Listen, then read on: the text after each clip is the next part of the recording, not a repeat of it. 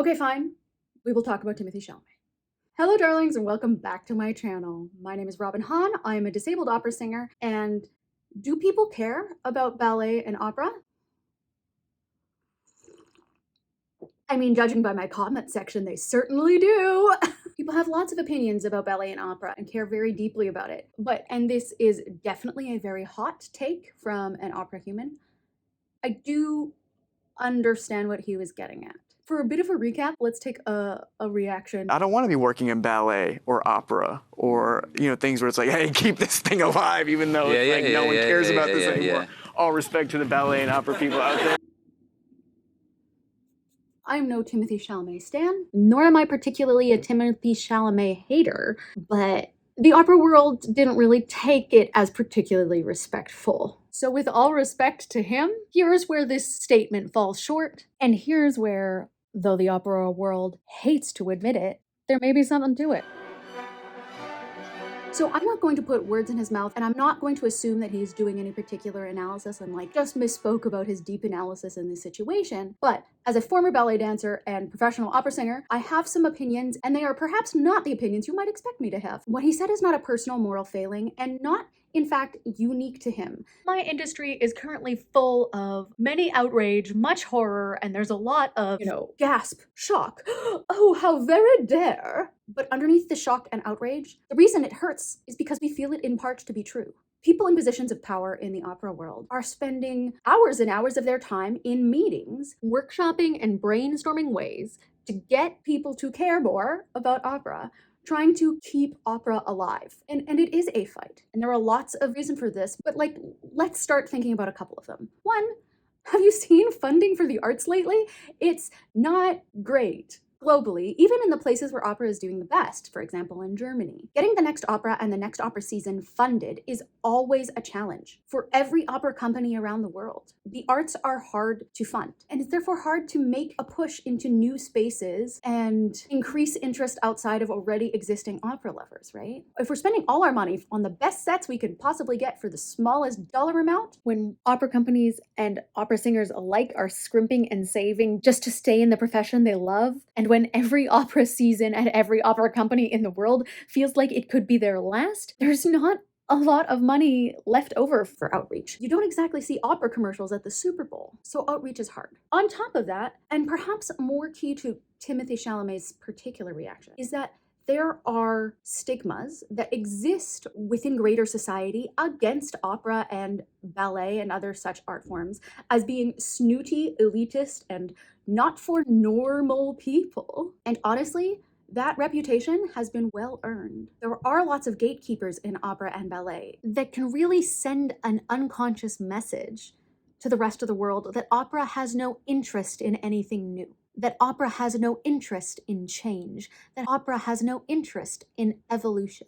They try to preserve some undefinable thing of yore, with some sense that the art of the past was profoundly, fundamentally better and must be exactly recreated at all costs. But true, exact replication of an art form's perceived past glory days is fundamentally unachievable. Nostalgia for something past is really super trendy right now across a ton of different art forms. I'm looking at you, Marvel Cinematic Universe. And opera is no exception. But the nostalgia that people have for it isn't just nostalgia when it comes with negative judgment of those perceived to have a quote-unquote less refined artistic palette or whatever. And it's that perceived negative judgment of the outgroup combined with the lack of effective media-wide outreach that thoroughly communicates to the world that opera can and should be for everyone, that puts an emotional barrier for folks to try opera out. On top of that, it is not a well-known fact globally that most opera is done with surtitles, meaning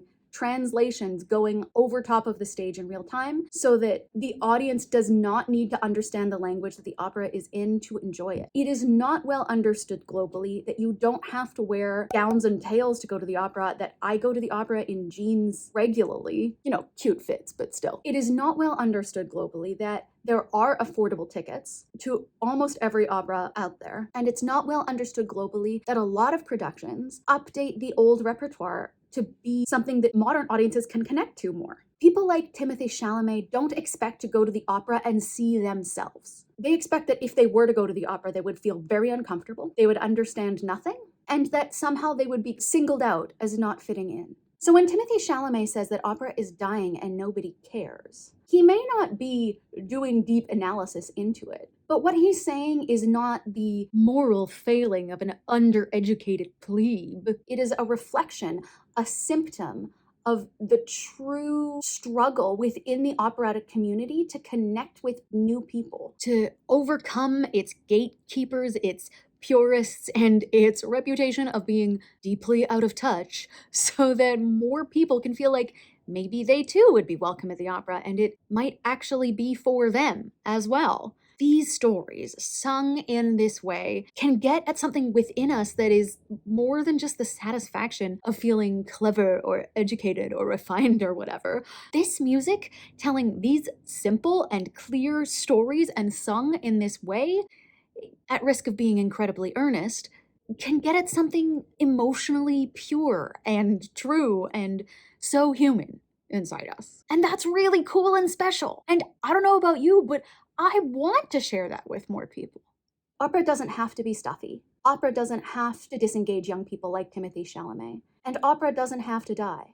We as opera humans already care about it. That's a given. We will care about it profoundly and strongly and in caps in the comment sections until we die. But if we don't bring in new people, if we don't convince young people like Timothée Chalamet, who assume they would feel ostracized by opera and ballet, that there is space for them in those audiences, then we do run the risk of these beautiful art forms dying. I've said this before in other videos, and I will say it again. I believe that when we ask the question, why is opera dying? The answer is actually quite clear. It's this. Opera doesn't feel accessible to people.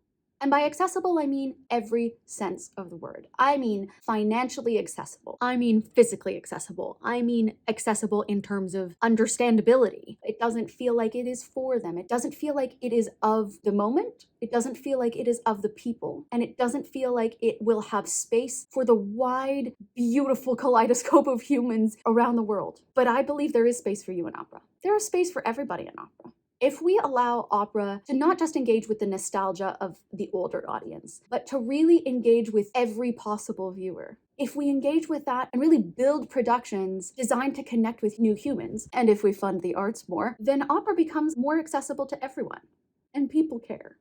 Timothée Chalamet may have been wrong when he said nobody cares about opera. Like, the people who care about opera are here, and we care a lot. Obviously, or I wouldn't be making this video. But he's not just some inexpert rube or whatever.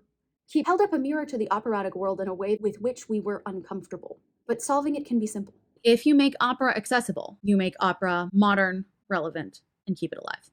So Timothée Chalamet, I invite you to come see an opera. Any opera. I think you will discover that there is something beautiful here. Thank you for coming to my TED Talk. Before we go,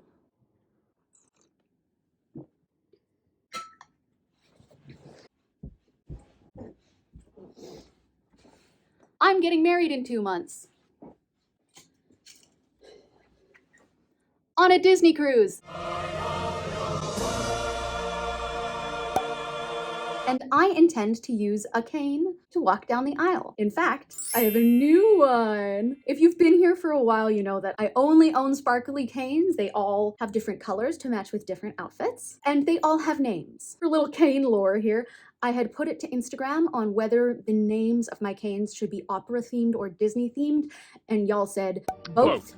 Both is good. So now I have a new cane and I am putting it to you what her name should be. Now, because I'm going to walk down the aisle with her, the opera humans here will know that, like, Lucia as a name, it's not the right vibe. It feels like a bad omen. I don't love it. So here are the options, and please weigh in the comments below on which you like. She could either be Sophie from Der Rosenkavalier because of the presentation of the rose scene from the opera, where Sophie is presented with a silver rose by the man she loves, so that feels very sort of bridal to me. Or she could be named for Duchess from the Aristocats, who obviously reflects more of the white base color of this new lovely cane, as opposed to Sophie, which would reflect a little more of the silver sheen. Duchess is also very elegant and poised, and I feel like that also feels very appropriate for something that I'm going to walk down an aisle in a ball gown with. Know that this is cane number 5. I have an even split currently between Disney canes and opera canes, so this will determine which side is winning. Let me know what you think, and she will have a name by the time she walks me down the aisle. And remember, if you were looking for a joyful little corner of the internet where we could chat about opera, disability, queerness, cats, and tea, you have found it. And if you weren't looking for it, you have found it anyway. So go hit that subscribe button and ring the little bell. Keep the comment section full of joy and light and lots of operatic opinions. And I will see you in my next video. Oh, did I show you my ring yet?